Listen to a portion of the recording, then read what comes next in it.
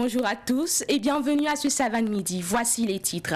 Éradiquer le sida d'ici 2030, c'est l'objet de la campagne de sensibilisation annoncée par la Société burkinabé de pédiatres en collaboration avec le SPCNLS et le PSSLS-IST. Des précisions de leur conférence de presse dans ce journal.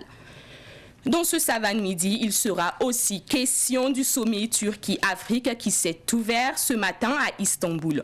Une quarantaine de hauts responsables africains, dont 13 chefs d'État et 2 premiers ministres, sont attendus à ce 3e sommet. Par cette rencontre, la Turquie veut approfondir sa coopération avec les pays africains, mais aussi faire le bilan des 5 dernières années de coopération. Une fois de plus, bonjour. Au sein du gouvernement, la Sina Zerbo 1, la gente féminine, est représentée avec 7 femmes. Comment peut-on analyser cette représentation des femmes dans la nouvelle équipe gouvernementale? Écoutons Fatou Angélique Bessin, spécialiste en genre, jointe au téléphone par Rachid Assad Zongo. La composition du nouveau gouvernement fait ressortir 7 femmes, dont 5 ministres pleins et 2 ministres délégués. Lorsque nous faisons une comparaison rapide avec l'ancien gouvernement qui avait 4 femmes et 4 femmes ministres pleins et 4 femmes ministres délégués, nous pouvons noter une légère évolution en termes de taux. Mais ce qui peut être retenu, c'est surtout qu'il y a un certain nombre de points positifs en ce qui concerne la promotion du genre, notamment le retour de Mme Rosine Souri Koulibaly, qui est nommée ministre des Affaires étrangères. Il s'agit effectivement d'une première, parce que c'est la première fois dans l'histoire du Burkina qu'une dame conduit la politique étrangère. Il y a également la SG du gouvernement qui est une dame. Donc il s'agit entre autres de points positifs que l'on puisse relever. Nous espérons que le gouvernement puisse poursuivre dans cette même dynamique avec la nomination et la responsabilisation de d'autres femmes dans les institutions, car cela contribue en fait à la promotion du genre et la promotion des femmes. Nos attentes vis-à-vis du gouvernement en général sont les mêmes que l'ensemble de la population, avec en tête la lutte contre le terrorisme et l'insécurité. Nous espérons qu'avec ce gouvernement, le Burkina Faso pourra retrouver la quiétude d'antan. Vis-à-vis des femmes du nouveau gouvernement, nous attendons qu'elles puissent mener à pied la mission qui leur sont confiées dans leurs départements respectifs. L'Assemblée nationale a adopté à la majorité de la loi de finances pour l'exécution du budget de l'État, exercice 2022. Ce budget s'établit à 2350 milliards de francs CFA en recettes et plus de 2900 milliards de francs CFA en dépenses. Les secteurs prioritaires tels que la défense, la sécurité, la santé, l'éducation et le développement rural sont les mieux servi. Sibline Kelsey pour des précisions. C'est au total 101 députés reçus les 127 que compte l'Assemblée nationale du Burkina Faso qui ont voté pour la loi de finances pour l'exécution du budget de l'État exercice 2022. C'est un budget élaboré dans un contexte particulier du Burkina Faso caractérisé par l'insécurité et le Covid-19. Pour le ministre de l'Économie, des Finances et du Plan, Lassane Kaboré, ce budget consacre une part importante à la défense et à la sécurité. Donc notre budget a été élaboré en tenant compte naturellement la priorité liée aux questions sécuritaires.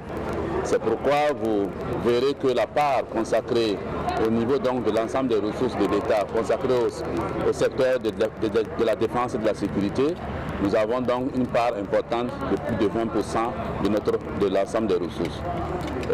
Cela montre à souhait l'importance donc que le gouvernement a voulu accorder donc au secteur de la défense et de la sécurité. Les présidents des groupes parlementaires ont salué ce budget. Parmi eux, les présidents des groupes parlementaires UPC Amadou Djomdioda Diko et Paix, Justice et Réconciliation Nationale PJRN Gilbert Noël Ouedraogo. La paix et de la cohésion sociale. Et si cet aspect est déjà perçu, nous pourrons discuter après des autres problèmes. Ainsi donc, nous avons donné notre notre quitus. Et il y a également que la question des PDI et sur la question éducationnelle a été prise en compte. Il y a également le secteur de la santé. Vous savez que depuis un certain temps également, cette pandémie, la Covid-19, va et revient. Donc c'est une question également qui a été beaucoup sollicitée et pour laquelle les députés également ont eu un grand penchant. Nous avons constaté qu'il y a des efforts qui ont été faits. Mais nous pensons que ces efforts doivent être poursuivis dans la mesure où, par exemple, sur la question de la défense, nous avons constaté que les montants qui sont alloués ne sont pas en corrélation avec ce qu'a prévu la loi de programmation militaire. Les montants sont en deçà. Alors que dans cette période, nous pensons que l'accent doit être mis sur ces secteurs-là, avec pour objectif de stopper la menace, de sécuriser notre pays et de ramener les personnes déplacées internes dans leur zone d'origine en toute dignité et en toute sécurité. La loi de finances pour l'exécution du budget de l'État exercice 2022 se présente comme suit. Les recettes se chiffrent à 2350 milliards de francs CFA, les dépenses 2920 milliards, soit un déficit de 570 milliards. Les secteurs défense et sécurité auront plus de 20% du dit budget. Le président de l'Assemblée nationale, Alassane Bala Sakandé, a demandé au ministre de l'Économie, des Finances et du Plan de revoir à la hausse les ressources affectées au VDP, volontaire pour la défense de la patrie. Lassina Zerbo, le nouveau Premier ministre, assure que pour lui et pour son gouvernement, la sécurité est une priorité. Il a indiqué lors de sa prise de fonction. Il a aussi précisé que les ministres feront moins de parrainage d'activités. Sur cet aspect, quelques promoteurs de spectacles apprécient. Pakisba Mariam Ouedraogo est allé à leur rencontre. Le 15 décembre dernier, lors de la prise de contact du gouvernement Zerbo, le Premier ministre a laissé entendre ceci. On va essayer, dans cette dynamique de réduction du train de vie de l'État, d'essayer de nous mettre proche des populations sans faire souffrir l'État. Donc les parrainages, je ne sais pas comment on les appelle, on va essayer de réduire ça au maximum et pour que les ministres se consacrent à leur travail. Pour le journaliste culturel et promoteur de la soirée Gala les 12 PCA, David Hervé Ola, il était temps que cette pratique cesse. Moi je dis que c'est une très très belle chose, c'est bien pensé de la part de ce gouvernement. Vous savez, de plus en plus on avait l'impression que les ministres venaient beaucoup plus pour s'afficher, c'est-à-dire présenter un peu leur image, ils ne s'occupaient même plus de leur mission.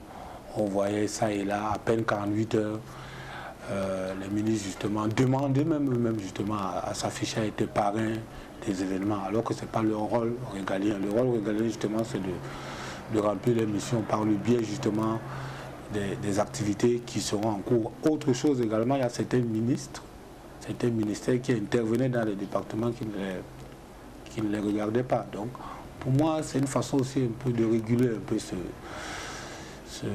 secteur-là, parce que de plus en plus, quand les ministres venaient, ils avaient plutôt l'impression justement que c'est plus ils vont s'afficher, n'est-ce pas, à travers les événements, qu'on dirait effectivement qu'ils font du bon boulot, alors que le plus important est ailleurs. La deuxième chose également, c'est le fait que justement, quand un ministre parraine, c'est évident, par exemple le ministère de la Culture, une activité culturelle, c'est évident que le ministère l'accompagne, mais c'est pas forcer que justement l'image de la ministre ou bien du ministre soit mise en avant. Je pense que c'est plutôt la structure, c'est plutôt le département ministériel qui peut aider, qui peut financer, mais pas forcément mettre la personne ou bien le premier responsable en avant. Cependant, Issouf Sawadogodi Oskimo, artiste, musicien et promoteur de Oskimo Tour Jeunes Propres Sans Drogue, ne partage pas l'idée de David Hervé Ola. Quand on dit on vient pour régler les problèmes, il ne faut pas créer d'autres problèmes. Parce que nous sommes des acteurs culturels aussi qui mènent au développement du pays. Donc aujourd'hui, pour mener une activité au Burkina, on sait que quand tu n'as pas un parrain, que ce soit un ministre ou un DG, c'est compliqué. Et le Premier ministre, quand il donne ce temps, bon, il ne sait pas comment il veut se faire aimer par le monde culturel ou par le monde de tous ceux qui sont dans l'événementiel. Parce que c'est l'événementiel aussi qui fait vivre le pays. Dire qu'il n'y a pas de parrainage, mais c'est dire que lui-même, bon, moi je peux dire en tant qu'artiste que ça ne commence pas bien, mais dire clairement qu'il y a moins de parrainage, mais on fait comment? Ou bien le Premier ministre a une autre solution pour les acteurs comment on appelle ça, culturels, ou le Premier ministre a aussi peut-être comment on appelle ça, un autre moyen pour que les artistes ou le monde événementiel puisse vivre. Parce qu'il s'agit de ça. Il ne faut pas venir couper le travail des autres. Pour David Hervé Ola, cette décision du gouvernement Zerbo n'entrave en rien l'organisation d'événements au Burkina Faso. Ne confondons pas le parrainage et l'accompagnement, parce que parrainer, ce n'est pas le ministre qui parraine, ce n'est pas le ministre qui enlève son argent de la poche, ce n'est pas son image qu'on a besoin de voir, c'est le département ministériel qui doit accompagner. Moi, je ne vois pas pourquoi un ministre doit parrainer, parce que quand on dit un ministre parraine, cela veut dire que le ministre enlève forcément l'argent ou bien aide physiquement, personnellement à l'activité. C'est le ministère qui doit accompagner les activités. Une personnalité politique ou bien un ministre, pour moi, j'estime qu'il ne doit pas parrainer. C'est sa structure. Il y a tout un département qui est là pour accompagner, un service technique qui est là pour accompagner justement les activités culturelles, mais ce n'est pas le ministre justement qui doit être mis en avant. Donc pour moi, ça ne me prendra pas un coup, hein, parce que ce n'est pas le fait qu'on dit que le ministre ou bien la ministre ne va pas parrainer qu'automatiquement ça veut forcément dire qu'on n'aura pas de financement, le ministère n'aura pas, l'activité n'aura pas de financement. Je dis non. Il faut qu'on voit la nuance. Ce n'est pas parce qu'on a décidé, le gouvernement a décidé qu'on veut pouvoir les images des ministres, mais les ministres ne doivent pas parrainer, que le ministère ne doit pas accompagner les activités culturelles. Moi, je ne vois pas ça comme ça. À moins que c'est être plus clair, il faut le dire clairement que les ministères n'accompagnent plus les événements culturels mais à caractère. Je ne sais pas comment ils peuvent expliquer ça. Là, on comprendra et puis on saura comment réagir. Une chose est sûre, cette question de diminution des parrainages annoncée par le Premier ministre suscite déjà des réactions au sein de l'opinion. Reste à voir son application sur le terrain. On parle à présent de promotion chez Canal+. Le décodeur passe de 10 000 francs à 5 000 francs CFA pour les fêtes de fin d'année. Afin d'annoncer cette offre de promotion à ses abonnés et futurs abonnés, la direction de Canal+ était le jeudi dernier face à la presse. Micheline Zongo. Canal+ Burkina est déjà dans l'esprit des fêtes de fin d'année. En plus du rabais du prix du décodeur, la société met en lumière des personnages burkinabés tels que Bill Akakora et Iron Bibi à travers une de ses émissions dénommée Sous la lumière. Pour nos nouveaux abonnés, notre décodeur passe de 10 000 francs à 5 000 francs CFA, donc une division par 2 du prix dès la formule Access. Également pour nos anciens abonnés, nous offrons 15 jours à la formule Tout Canal+, donc notre plus grosse formule, pour tout réabonnement jusqu'au 31 décembre.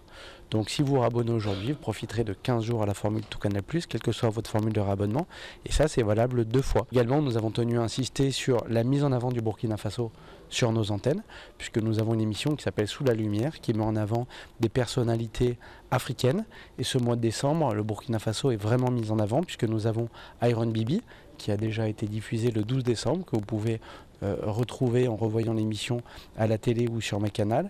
Mais il y aura d'autres personnalités importantes comme Bila Kakora, Flobi ou Abdoulaye Ouedraogo. Canal+ Burkina a également, à l'occasion des fêtes de fin d'année, rendu visite à des orphelins avec des dons. Nous essayons d'être présents aussi pour les plus fragiles, notamment grâce au projet Orphée qui correspond à faire des dons dans des orphelinats. Donc on a fait le premier don dans un orphelinat à Zignaré, on était très bien accueillis, on a donné évidemment de la nourriture, des espaces ludiques et culturels, et ce projet sera continué tout au long de l'année 2022, comme on l'a rappelé, avec plus d'apports dans plus d'orphelinats, de manière à couvrir le plus d'orphelinats possible au Burkina Faso. Canal+ Burkina prévoit également une caravane à Ouagadougou, Koudougou, Tenkodogo et Bobo Dioulasso du 17 au 26 décembre. La société burkinabé de pédiatres, en collaboration avec le SPCNLSS et le PSSLS-IST, ont animé une conférence de presse pour annoncer une campagne de dépistage qui a débuté hier et prend fin cet après-midi. 15 formations sanitaires sont concernées. Objectif, éradiquer le sida d'ici 2030. Cette sensibilisation est en rapport avec la journée mondiale du sida ou journée mondiale de lutte contre le sida, célébrée chaque 1er décembre. Plus de précisions avec le docteur Sylvie Ouedraogo qui était au micro de Pakisba Mariam Ouedraogo. Cette campagne se tient depuis hier et va se clôturer cet après-midi. Et elle est réalisée dans 15 structures du pays. Voilà, pour permettre d'offrir gratuitement le test de dépistage à tous les usagers de nos structures. C'est pour encore attirer l'attention de la population sur la réalité du VIH. Le VIH est toujours là et ensemble nous devons vraiment nous mettre debout pour combattre cette maladie et permettre donc d'avoir une génération sans sida. Nous lançons un appel à toute la population et particulièrement aux hommes pour qu'ils puissent écouter nos discours et venir se faire dépister parce qu'on voit que la plupart des hommes, ils hésitent à se faire dépister. Les femmes volontiers viennent dans nos structures avec les grossesses et tout, mais les hommes, bon, on les invite à venir vraiment se faire dépister. Se faire dépister, c'est protéger sa famille et c'est réellement être responsable. Les lauréats des différentes éditions de la Nuit des Pingres Kouni ou Trophée de la Paix veulent apporter leur contribution afin que la paix revienne au Burkina Faso. Il s'agit de recommandations faites au ministère en charge de la réconciliation nationale. Bamos Théo, qui est le promoteur de la Nuit des Pingres Kouni, a remis le jeudi dernier le document au ministère en charge de la réconciliation nationale. Daouda Yamergo pour des précisions. C'est une synthèse de 9 recommandations que le promoteur Théodore Bamoro, alias Bamos Théo de la Nuit des Pingres Kouni, ou les Trophées de la Paix, a transmis au ministre en charge de la réconciliation nationale. Ces recommandations qui visent à contribuer à la recherche de la paix sont le fruit des lauréats des différentes éditions de la Nuit des Pingres Kouni. Comme le président du Faso a nommé un ministre d'État chargé de la réconciliation, donc du coup, nous, depuis 8 ans, nous organisons ce qu'on appelle les Pingres Kouni. C'est-à-dire que pour récompenser des gens qui sont des exemples dans les milieux. Donc, disons, nous avons eu l'idée de mettre à contribution, depuis les 8 ans qu'on fait les Pingres Kouni, de mettre à contribution les lauréats. C'est-à-dire que de les rassembler, nous avons appelé ça l'arbre à palabre. Et ça s'est passé au CBC où on a réuni les lauréats. Il y a eu des communicateurs comme Daman Konaté et Maître Ali Douedago qui ont fait des communications. Et le débat était houleux, le débat était intéressant. Les gens se sont libérés. Et du coup, maintenant on a fait des rapports, on a fait des conclusions et fait des recommandations pour venir contribuer à l'esprit de la réconciliation. Le directeur de cabinet du ministre en charge de la réconciliation nationale, Draman Ludovic Tombiano, a salué la démarche du promoteur de la Nuit des Pingres Kouni. Il est clair que tous les Burkinabés sont invités à apporter leur contribution. Et dans ce sens, on ne peut que se réjouir ce soir pour les recommandations que nous recevons de nos collaborateurs, de nos amis, donc M. Zongo, Bamos, Dr Konaté et tous ceux que je ne peux citer les noms ici parce qu'ils ont pris du temps pour travailler à élaborer ces recommandations. Donc ils arrivent au bon moment. Parce que le forum, c'est dans quelques semaines. Alors, plusieurs équipes préparent, nous travaillons déjà sur ces différentes thématiques. Et donc, du travail a été fait depuis 11 mois, donc bientôt 12 mois. Et c'est intéressant de recevoir ces recommandations-là maintenant parce que ça va être l'occasion de les intégrer dans le travail qui a commencé. Le processus n'est pas encore à la fin. Donc, nous allons intégrer ces recommandations pour le bonheur des Burkinabés. En rappel, la 8e édition de la Nuit des Pingres Kouni ou les Trophées de la Paix va se tenir le jeudi 23 décembre prochain à Ouagadougou. Le groupe d'initiative pour la refondation de la patrie GURP s'est prononcé sur la situation nationale. Il estime que le Burkina Faso a de nombreux défis à relever pour arriver à la résolution de cette situation. Le GURP estime aussi que la solution est l'instauration d'un nouveau contrat social. Le mouvement s'est présenté hier après-midi à la presse. Micheline Zongo était présente à cette conférence de presse. Suivons.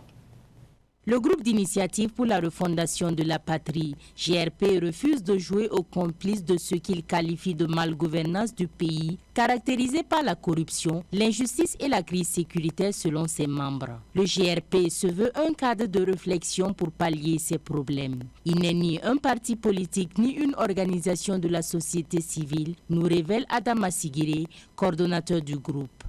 C'est vraiment une rencontre, de façon hasardeuse, entre d'abord Dr Louré et moi, Dr Louré et Dr Ouedraogo, et puis après on s'est rencontrés comme ça, on s'est dit, comme nous avons la même vision, est-ce qu'il nous faut nous retrouver dans un cadre de réflexion? Ce n'est pas une OSC, ce n'est pas un parti politique. Pour le moment, nous allons mettre un cadre de réflexion. C'est notre liberté de faire un cadre de réflexion où nous allons, comme ce que nous étions en train de faire à travers ce cadre-là, penser maintenant, mais prendre en compte les avis de chacun. Et inviter aussi d'autres personnes à venir rejoindre ce cadre de réflexion. Face à ces multiples maux qui minent le Burkina Faso, le GRP estime qu'il y a besoin d'un nouveau contrat social. Nous allons faire le diagnostic exhaustif de la problématique que notre pays rencontre aujourd'hui. À l'issue de ça, ensemble, avec vous, nous allons bâtir ce contrat social-là. Parce que nous ne voulons pas rester dans nos carcans, réfléchir pour proposer. Parce que nous nous en rendons compte que la meilleure manière de faire participer le peuple, c'est de demander la contribution du peuple lui-même à l'édification d'une structure. Nous nous sommes dit que si le Burkina Faso est à ce niveau-là, c'est parce que le contrat social depuis l'indépendance est mauvais. Je peux dire même qu'il n'a même pas été signé avec le peuple. Ce sont les gouverneurs qui ont signé entre eux leur contrat social. Donc c'est une réflexion que nous allons mener pour proposer un nouveau contrat social. Et ce contrat social prendra en compte et la gouvernance politique, et l'économie, et le social, et la justice. Bref, comme le nom le dit, nous allons faire des propositions de façon concrète. C'est essentiellement par des conférences-débats que le groupe d'initiative pour la refondation de la patrie compte éveiller les consciences et arriver à des recommandations pour assurer l'essor du pays. Pour finir, allons à Istanbul en Turquie pour parler du 3e sommet Afrique-Turquie. Le 3e sommet du partenariat Afrique-Turquie a débuté ce vendredi 17 décembre. Des leaders et ministres de 39 pays dont 13 présidents sont conviés à cette rencontre. L'objectif de ce sommet est de défendre le point sur le dernier plan conjoint Turquie-Afrique 2015-2019 et valider un nouveau programme de 5 ans. La santé, l'agriculture et l'éducation sont au cœur des échanges de 2 jours. C'est ainsi que prend fin ce Savane Midi. Ce fut un plaisir pour moi de vous le présenter. Prenez soin de vous en compagnie des programmes de Savane TV. Au revoir.